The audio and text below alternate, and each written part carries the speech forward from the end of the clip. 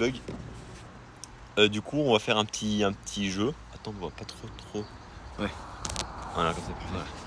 On va faire un petit jeu, un petit classement des joueurs que nous on préfère du Tour de France, des plus grands champions. Coureurs. Pas joueurs. Oui, des coureurs. T'as dit joueurs. Ah, excusez-moi. Des plus grands champions sur le Tour de France. Donc, on va faire un petit top, quoi. Voilà.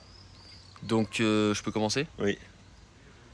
Donc, en 10e position, c'est un coureur qui m'a beaucoup marqué par son exemplarité dans le peloton. Ouais. Un mec qui a toujours été très droit et qui est un super équipier. Hein. Ouais. Un super équipier, je pense qu'il avait le potentiel pour gagner le Tour, mais bon, le peloton ne l'aimait pas trop, je ne sais pas pourquoi. C'est Gianni Moscon. Oui, mais ce mec, il était à son prime, les gars, à son prime, Gianni Moscon, il n'a rien à envier au plus grand. mais je sais pas, en fait, c'est que ça nous fait rire parce que il avait tellement un beau potentiel. Oui, c'est ça. Mais c'est que aussi sa façon de manier le vélo, comment il pouvait lancer le vélo de rage, ça m'a vraiment marqué. Donc voilà, ça c'est mon top 10. Voilà. À toi. Top 9. Raphaël Maïka au Tour de France sous Saxo Bank quand il gagne le meilleur poids. Peu de monde en parle de ce mec. Tinkoff, Saxo. Ouais, Saxo Tinkoff. Ouais. Quand il win le meilleur à poids, ce mec était injouable.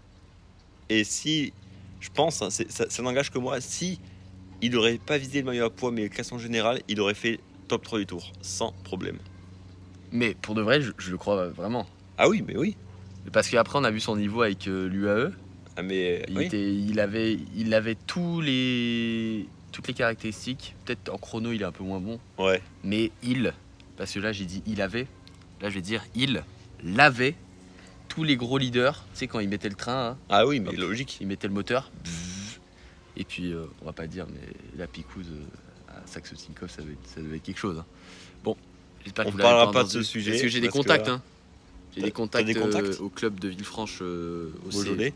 Voilà. Tu sais que j'ai premier degré, ils ont un compte TikTok, je les ai sur TikTok. Non. Si je te jure, faut que je te montre tout à l'heure. Vas-y.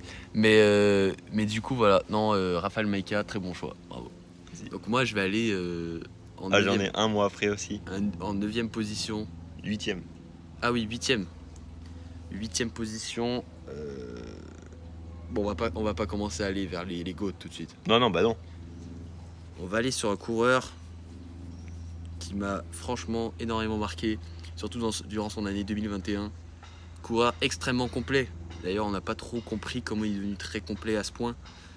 Sprinter, puncher, grimpeur, okay, je l'ai. rouleur. Il gagne Paris-Roubaix. Il gagne une étape du Tour. Il aurait même pu gagner le maillot jaune, tant qu'à être. Il gagne Paris-Roubaix il était ultra offensif. Hein. Voilà. Non mais ça c'était un truc de ouf. Donc il avait des capacités exceptionnelles. Ouais. L'année d'après, il fait une crise cardiaque dans des circonstances.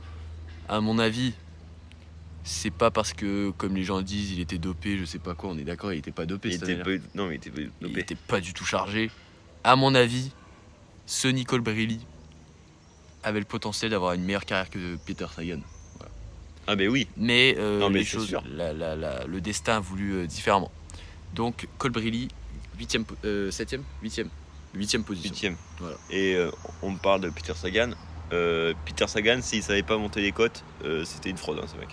Voilà. Juste ça, parce que le mec, c'est à moitié sprinté. Voilà. Il tient quoi des 3e catégories, des 4e catégories, c'est pour ça qu'il tient les maillots verts. Allez, adore. Voilà. Il a jamais gagné un sprint massif. Exactement. Voilà. Allez, 7e position à toi. Non. 7e. 7e position. Ah oui, 7e position. Ouais. 7e position. Un mec qu'on voit pas beaucoup et qu'on voit plus trop, qu'on voit plus du tout même. Peut-être qu'il a pris sa retraite, je sais pas. Mais en fait, son seul point, il y avait un gros point faible, c'est qu'il a pas fait de gagner le grand tour. Mais je pense que ce mec, il s'est fait battre. C'était en 2020, je crois, ou en 2020 par Nance Peters. Parce qu'il savait pas descendre. Mais je pense qu'il aurait pris la confiance en descente. Je parle de Zakharine. Ouh, oui, c'est vrai. Zakharine. Alors, Ilnur Zakharine. D'ailleurs, il était chez Bahreïn à ce moment-là, non ? Non, il était chez Koalula. Non, c'était une équipe bizarre là, tu sais, qui Je sais plus comment ça s'appelle. Katusha. Katusha, ouais, je crois. Katusha. Mais il a été longtemps chez Katusha, mais en 2020, je crois que Katusha, ça n'existait plus déjà. Ok. Bon, mais bon, bref. Zacharine, totalement d'accord avec toi. Grand coureur. C'est juste qu'il a un peu le syndrome Pierre Latour. Oui. C'est-à-dire que dès. Je pense qu'il aurait pris une psy plus tôt, une psychologue pour affronter sa peur, il aurait pu gagner un grand tour. Voilà. Voire plusieurs. Hein. Donc c'est sûr ça. Je pense qu'il aurait été du niveau de ce qu'on peut dire de meilleur aujourd'hui. Donc Pogacar, par exemple. Zacharine avait ce potentiel. Ah ben il avait grave le potentiel. Hein. Voilà. Donc 7ème place, je suis totalement d'accord. Là, on va aller à la 6ème place. Et ça, c'est le choix du cœur. Voilà, c'est le crack. Je ne l'ai pas vécu, hein. Mais tous nos parents disent que c'était le meilleur grimpeur qu'ils aient vu. Pur grimpeur, hein. En tant que maillot à poids. Ce bon vieux Richard Virenque. Thierry Charles-Virenque, oui. Alors, Richard Virenque, on se sait, il n'a jamais pris un seul produit dopant. Ah ben. C'est tout. En fait, Richard, il était mal aimé du public. Mm. En fait, il était au mauvais endroit au mauvais moment. Voilà, c'est ça. C'est En fait, moi, ce que je pense, c'est que le Tour de France a voulu le doper pour l'exclure. Oui, c'est ça. Tu comprends ? Pour un peu faire changement. Mais moi, je pense qu'ils Parce ont, que c'est ils comme ont- Sagan. ils ont un peu, c'est comme on dit, saboté ses têtes. Voilà, comme Sagan quand il l'exclut à Ouais, cause oui. de. Voilà, il voulait du changement parce qu'un mec qui gagne toujours chaque année. Tu vas voir, Pogacar l'année prochaine, bizarrement, il va se faire déclasser pour un truc bidon. Bah là, c'était la même chose. Richard Virenque, on t'aime. 6ème place. 6ème place. Il non, mais n'y c'est- a pas. La Voilà. 6ème place est quand même bien méritée. Voilà. 5ème place. 5ème place, pour moi, hein, c'est l'un des. Ce mec-là, il a pu non seulement, il a totalement changé de profil. Mm. Ce mec a gagné un grand tour alors que personne pensait. Ce bon vieux Laurent Jalabert. Laurent Jalabert, le mec, non mais les gars, on rigole. Laurent Jalabert, il passe de sprinter à gagner un Tour d'Espagne. Qui fait ça dans le monde du vélo? Qui fait ça? À part Colbrelli. À part Colbrelli, qui a voilà. le potentiel. Personne ne personne. peut faire ça. Jalabert l'a fait. Alors, Donc, alors voilà, les, non, gens, mais déjà- les gens, encore une fois, ils vont parler. Mettez un je peu sais de pas respect quoi. sur ce mec-là. Mais Jalabert, je suis sûr qu'il était propre comme de l'eau de roche. Clair comme de l'eau de roche. Parce que non, mais moi j'ai des sources qui m'appartiennent, que je citerai pas aujourd'hui. Oui. Mais j'ai côtoyé des anciens partenaires à lui et des mecs qui l'ont coaché. Non, mais mec, Le mec se donnait à fond, quoi. Le mec n'est pas pour rien. Pour qu'il gagne un Tour d'Espagne, les gars, ce mec n'est pas pour rien. Tour d'Espagne et même il gagne le maillot à poids du Tour, non ? De France. Il gagne le maillot, il a gagné le maillot vert. De base, c'est un sprinter, Oui, les gars. oui. Après, il a fait gagné une le maillot grave à chute, poids hein, attention. dans les barrières. Et le mec se relève de ça. Hein. Et il va gagner un Tour d'Espagne, va gagner des maillots à poids. C'est Et Jaja. une légende.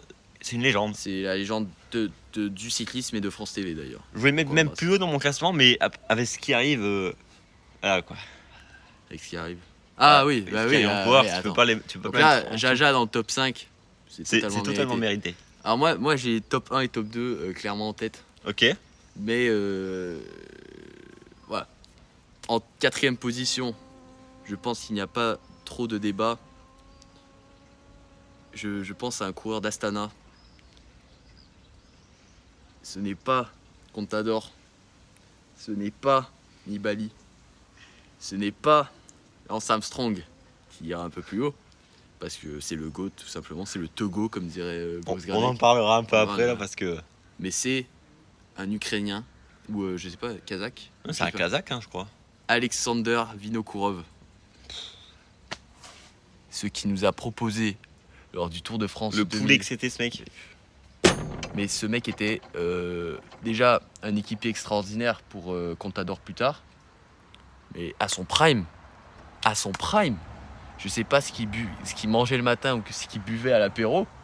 Mais à mon avis, il devait très très bien se nourrir. Hein, parce que Ah non, mais. il était exceptionnel. Et c'était un coureur aimable, comme on en fait peu. Un coureur qu'on adore, tout le peloton adorait et tous les fans de cyclisme, comme nous, l'aimaient. Donc voilà, Vinokourov, on t'embrasse. Ça, c'était top 4, Top 4. top 3. Top 3. Ah, je crois que vous n'êtes pas prêts. C'est un mec qui a dans les années 2000, quoi, il a percé. Je crois il est allemand, si je ne me trompe pas. Tu te rappelles, on avait vu un fan club au Tour de France l'année dernière de lui. Les gars. Je sais exactement de qui il parle. De la team T-Mobile. Oui.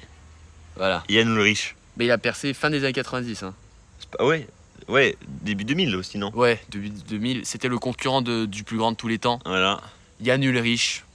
Oh là là. Mamma mia. Les gars, on parlait de Vinokourov poulet, mais là c'est du poulet braisé, quoi. C'est La peau du poulet, elle est bien croustillante, quoi. le coureur que l'Allemagne attendait tant. Ah oui. Le seul gagnant allemand du Tour de France. Du classement général, bien sûr. Parce que l'Allemagne a eu des grands coureurs, Tony Martin, Greipel, Kittel, le Gorine de Messine. Non, le Gorine de Rostock. De Rostock. C'est le requin de Messine. Oui, c'est vrai. attention. Je confonds toujours les deux. Nibali qui aurait pu être dans ce top 10, Oui. mais il était pas assez accro au seringue. non. Plus sérieusement. On rigole, les gars. On rigole, hein. Oh. On rigole. Tous ces coureurs sont parfaitement propres. C'est pour ça on peut se permettre la vanne. Mais Yann Ulrich, grand coureur, je pense que Nils Politt va un jour atteindre son niveau. J'espère. En montagne. J'espère. Vu dans l'équipe dans laquelle il est, il y a moyen qu'il atteigne ce niveau un jour. Et on vise personne en disant ça. Ouais, on répète parce attention, que nous, parce qu'on veut pas avoir un procès au cul. Nous, les gars, on est là, on parle juste de vélo, on est juste des passionnés. Des cyclos du dimanche, tu vois. Ouais. On regarde l'étape du tour, on prend du plaisir, on parle juste de ça, tu vois. Voilà, on fait nos 60 bornes, on fait notre petit Grand Prix de la montagne en haut de la côte de Chaillé. Voilà, et puis c'est tout, quoi. Et on croise Paul Sexas de temps en temps, mais ça c'est polo, quoi. Donc, Yann Ulrich, 3ème, très bon choix. Voilà, totalement d'accord. Ouais. Et puis ça se voyait qu'il était... Il y avait la grinta, quoi. Qu'il était sain, c'est un mec sain, voilà. Il avait pas l'air comme tous ces autres. Et en 2ème position, Oh Bonjour Yoda à Kermoun. Salut, ça va? Ça part du Tour de France. Mec, on va parler juste après. Là, on fait un top 10 de nos coureurs préférés. Ouais. Mais en gros, on est top 10 des légendes. Des légendes. Est-ce qu'on lui dit que c'est sarcastique? Ah non? Non, on lui dit pas. Il faut qu'il comprenne. Ok. Oh merde. Mec, merci pour le follow, t'es un putain de crack. Mec, merci beaucoup. C'est la première fois que je fais ça, perso. Te stream comme ça. Ouais, c'est la première fois qu'en plus on stream en IRL. Voilà. Donc, voilà. Donc tu vas nous dire ce que tu penses de nos avis. Tu peux dire si c'est catastrophique. Oui, tu peux. Hein. On est un peu des. À la fin, on dévoilera un peu. Des amateurs, quoi. Donc, en 2ème position, c'est le coureur qui a fait vibrer nos grands-pères. Oui. Nos pères.